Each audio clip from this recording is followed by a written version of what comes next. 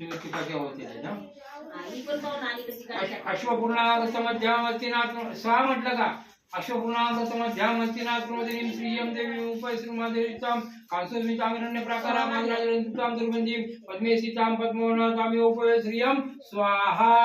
अश्वपूर्णामृतमध्यामस्तिनाथ्रोदिनीं श्रियं देवीं उपैश्रीमादेवीतां कांसोस्मितामिरण्य प्राकारामाग्राजन्तां दुर्गन्धिं पद्मे सीतां पद्मवर्णातामिव उपैश्रियं स्वाहा अश्वपूर्णामृतमध्यामस्तिनाथ्रोदिनीं श्रियं देवीं उपैश्रीमादेवीतां कांसोस्मितामिरण्य प्राकारामाग्राजन्तां दुर्गन्धिं पद्मे सीतां पद्मवर्णातामिव उपैश्रियं स्वाहा अश्वपूर्णामृतमध्यामस्तिनाथ्रोदिनीं श्रियं देवीं उपैश्रीमादेवीतां कांसोस्मितामिरण्य प्राकारामाग्राजन्तां दुर्गन्धिं पद्मे सीतां पद्मवर्णातामिव उपैश्रियं स्वाहा अश्वपूर्णामृतमध्यामस्तिनाथ्रोदिनीं श्रियं देवीं उपैश्रीमादेवीतां कांसोस्मितामिरण्य प्राकारामाग्राजन्तां दुर्गन्धिं पद्मे सीतां पद्मवर्णातामिव उपैश्रियं स्वाहा